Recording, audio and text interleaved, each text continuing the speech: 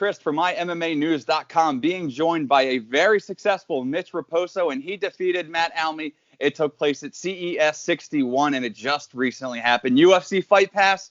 I'm talking to my man Mitch now. Mitch, congratulations. Thank you for joining me, and how are you, brother? I'm good, man. I appreciate the interview. How are you doing?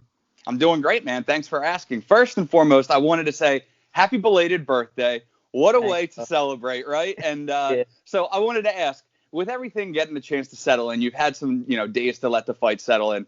How do you feel now about your performance? How did you celebrate your birthday? And how did that kind of mix together to make your birthday that much sweeter? Yeah, man. I felt all right.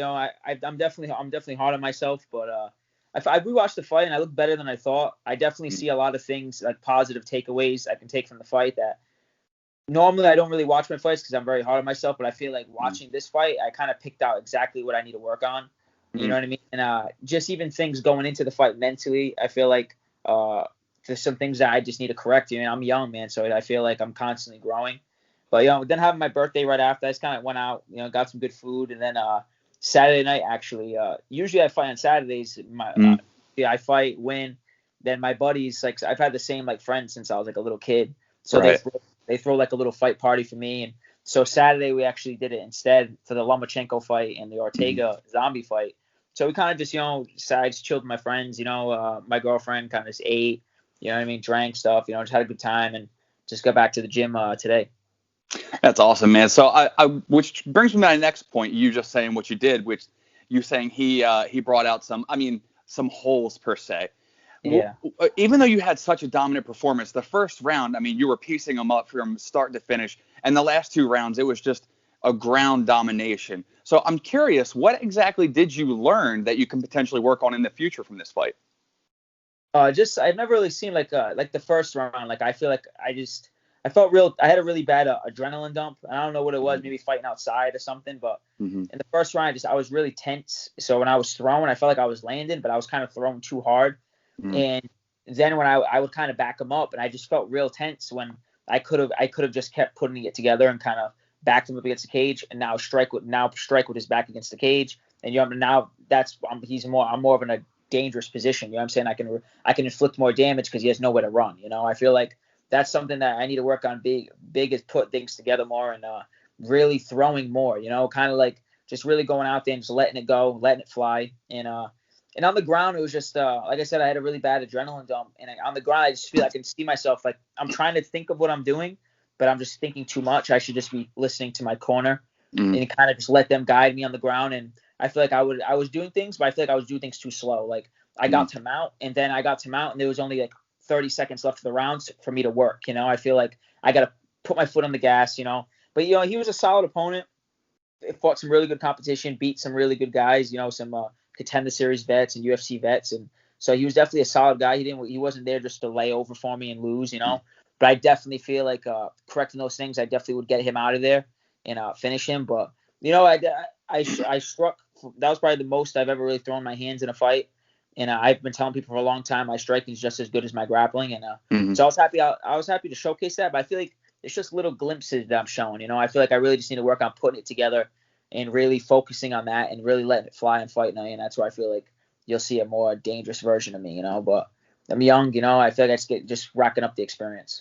Yeah, I find that interesting you say that you thought you were going slow, because when I was watching the fight, me personally, from a just fan perspective, I was thinking that you were very aggressive. You were on him the entire time. The entire first round, you had him backing up. And even on the ground, you were dominant and, looking for position the whole time. And just you nullified his game. So I'm surprised to hear your critiques on how you were saying you move slow, because I thought you were just moving from 0 to 100 very quick. Yeah, if you've seen me like train train on the ground, it's a completely different. I feel like I'm using my like athleticism, like my gifts more. I feel like that. I feel like I was just giving him too much respect. I gotta really go out there and just focus on myself. I feel like I was focusing too much on who he's fought, because I know he beat my teammate Richie Santiago, who's a 8-2 guy, who's a real guy, real fighter. And so I was just like, I don't want to get caught with something stupid. And I just feel like I just give my opponents a little too much respect, and I kind of just got to go out there and focus on how I fight and my strengths and really imposing my game. And That's where I definitely like I said, like I was definitely moving to pass the whole time and work the whole time. But I need to pick it up because I feel like by 5 minutes goes by fast, you know. Yeah. And I feel like I got to mount and I was ready to do some real damage, and then the round's over, you know. But if I would have picked it up and got there with 2 minutes left, you know what I mean? I could have ended the fight. So, but I definitely learned a ton. This was definitely the most positive I've been about a fight, that I was like upset about my performance, but I feel like there's just more room for me to grow, and I can't really shy away from it. I got to take it in and really see and understand what I'm doing so I can fix it the next time, you know? So I'm curious, like you said, you had your teammate Richie fight him, and Tateki also fought him. And so you had those looks in your training corner and, you know, in the training room with you in those bodies that has experienced his arsenal pretty much in the cage. How beneficial was that for you during the fight? I feel like honestly it might have distracted me a little bit, because Really? I feel I was kind of taking that too much into account. You know, I feel like I was like, oh, I fought minutes, and I train with them a lot too, so I understand where my strengths are compared to their strengths and stuff like that. So I feel like I kind of let that get to my head too much, and kind of like I'm a completely different fighter than they are. And I just need to go out there and implement my game, and I feel like I would have had a much better performance. But I feel like I was taking that too much. You know what I'm saying? Like I should have just took that with a grain of salt, see it for what it is. And, you know, he made improvements too. You know, he definitely made a lot of improvements compared to when he fought Tateki. You know, I definitely didn't.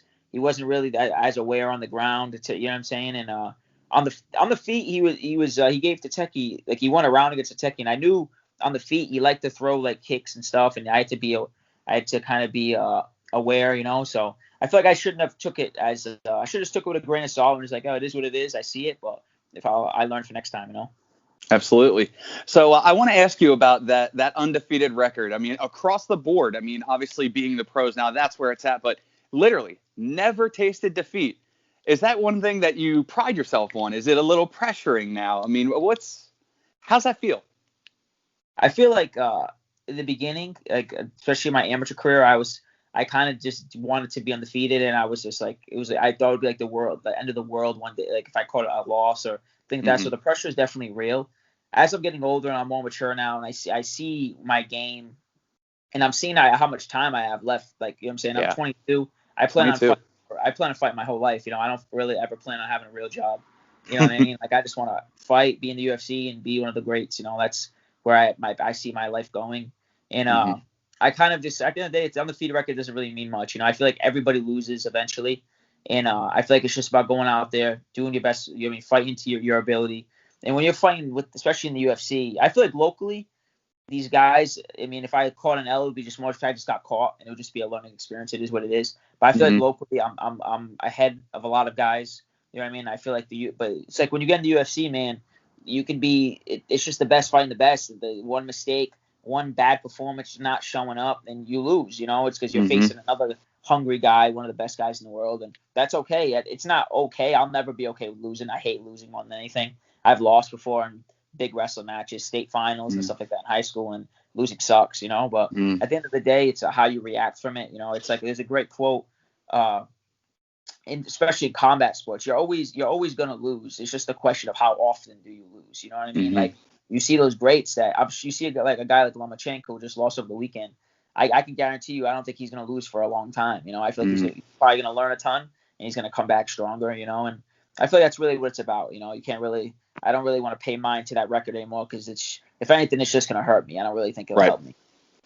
I can understand that completely. And you were talking with one of my colleagues, James Lynch, before, and you were talking about how you felt like with your conversation with Maynard and how you needed the experience to get in the UFC. Do you think you've done enough now? That's actually another thing. I was talking to Tyson right after the fight, and I feel like I know I'm ready for the UFC. You call me tomorrow to fight Matt Schnell. You call me to fight any of those guys in the flyweight division, Pantoja, any of them. I'm gonna tell Tyson, I'm gonna fuck them up, man. Get me in there. You know, I feel like that's just how I am. You know, I'm ready for the UFC now, but I see that there's no rush, man. Like I really just want to focus, and I told Tyson to really fix this part, like mentally. Is I know I'm gonna be in the UFC. I feel like it's you know what I mean. It's my destiny. I know what's gonna happen. I work my ass off. I do everything right. But now it's just about focusing on every day and just getting better. So I just want to focus on getting better, focus on sharpening up the things that I need to sharpen up. And I think if I can get into the UFC now, I can get into the UFC when I'm 23, 24. And I definitely think, I mean, I'm going to be at 24 years old. If I keep getting better, you know what I mean, I'm going to be a lot better than I am now. So and at 24 years old, I'll still be pretty young in the UFC. So that's not a bad thing too. You know, I feel like I'm just going to keep putting in the work, and I know they'll be calling soon. Yeah, the wins keep stacking up, and honestly, with your age, 22, the odds, I mean, the time is in your favor, man. So no rush at all. But one thing I did want to bring up was your good friend Joe Lazon in the broadcast. He brought up, you know, how much pressure you put on yourself, how much you critique your performances. I'm curious, where does that come from? Why so much pressure on your performances? Man, I feel like it's something I learned from the fights. I feel like I'm just always trying to be like I know where I want to go, right? And I measure I measure that to Davidson Figueiredo. You know what I mean? That's the type of mindset I have. Like I'm constantly comparing myself to the best.